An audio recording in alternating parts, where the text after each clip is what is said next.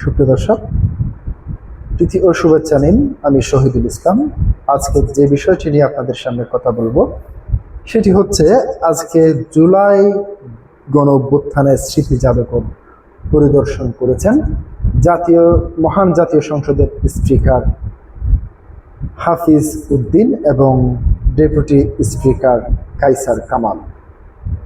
প্রিয় দর্শক, তারা জুলাই জাদুঘরে গিয়ে তারা সাংবাদিকদের সামনে যে মন্তব্যটি করেছেন, অভিনয়ে পারদর্শী শেখ হাসিনা তার দলকে জনগণ থুতু দেবে। অর্থাৎ এই জাদুঘরের প্রদর্শন করলে এই জাদুঘরে শেখ হাসিনার কল রেকর্ড রয়েছে, যে সমস্ত কল রেকর্ডগুলিতে তিনি হত্যার নির্দেশ দিয়েছেন, এটি বলতে চেয়েছেন তিনি। তারপর কি বলতে চেয়েছেন, এখানে আসলেই শেখ হাসিনা কিংবা তার দলকে জনগণ থুতু দেবে।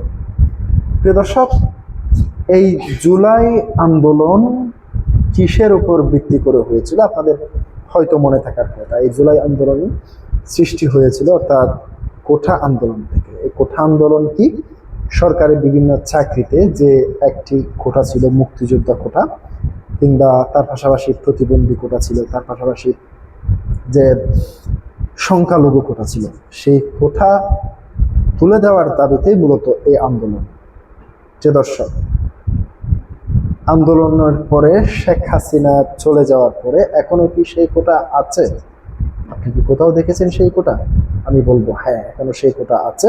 সেই কোটা কোথাও যায়নি। সেই কোটার মাধ্যমে অনেক ছাত্ররা উপদেষ্টা হয়েছেন পরবর্তীতে অন্তর্বর্তী সরকারের, সেটি আপনারা জানেন। এই কোটার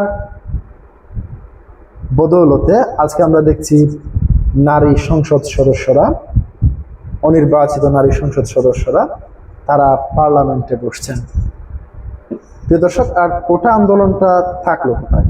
প্রিয় দর্শক, এটি যে একটি মেটিকুলাস ডিজাইনের মাধ্যমে ষড়যন্ত্র করে একটি নির্বাচিত সরকারকে পথে হটানোর কিংবা হটানোর একটি নীল নকশা, সেটি আপনারা এখন হয়তো বুঝে গিয়েছেন। সারা বাংলাদেশে 5ই আগস্টের আগে এবং পরে যেভাবে থানা পুড়িয়ে দেওয়া হয়েছে, সরকারি স্থাপনায় হামলা করা হয়েছে, 5ই আগস্টের পরে বিপুল সংখ্যক পুলিশকে হত্যা করা হয়েছে, থানা লুট করা হয়েছে, আওয়ামী লীগ নেতাকর্মীদের ঘরে আগুন জ্বালিয়ে দেওয়া হয়েছে, ধানমন্ডি 32 নম্বরে হামলা করা হয়েছে। তার পাশাপাশি সারা বাংলাদেশেই একটি অস্থির পরিস্থিতি তৈরি হয়েছে। একটি মব, যে মব আমরা আগে চিনতাম না, মব কাকে বলে সেটা আমরা আগে জানতাম না, সেটি আমরা শিখেছি এই শেখ হাসিনা চলে যাওয়ার পরে কিংবা এই লাল জুলাই যোদ্ধাদের বদৌলতে। আপনারা জানেন সারা বাংলাদেশ থেকে কিভাবে স্কুলের সম্মানিত শিক্ষকদেরকে মব সৃষ্টি করে হেনস্থার শিকার করে কিংবা হেনস্থা করে তাদের পদ থেকে জোরপূর্বক অপসারণ করা হয়েছে।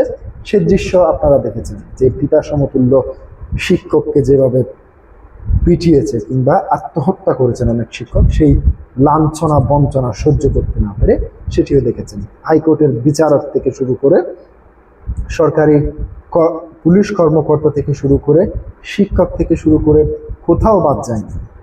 যে দর্শক, সারা দেশে যেভাবে হত্যাকাণ্ডের যেই ভয়াবহ চিত্র আপনারা দেখেছেন, এটা কি এর আগে কখনো দেখেছেন? আইন শৃঙ্খলা পরিস্থিতির চরম অবনতি আপনারা এর আগে কখনো দেখেছেন? সবকিছু এই জুলাই আন্দোলনের পরে হয়েছে। প্রিয় দর্শক, একদিন নিশ্চয়ই শেখ হাসিনা এদেশের মাটিতে ফিরবেন সগৌরবে, সেই প্রত্যাশাই রাখছি। দেশের মানুষ একদিন শেখ হাসিনাকে মাথায় নিয়ে নাচবে। আজকে পর্যন্তই। আসসালামু আলাইকুম।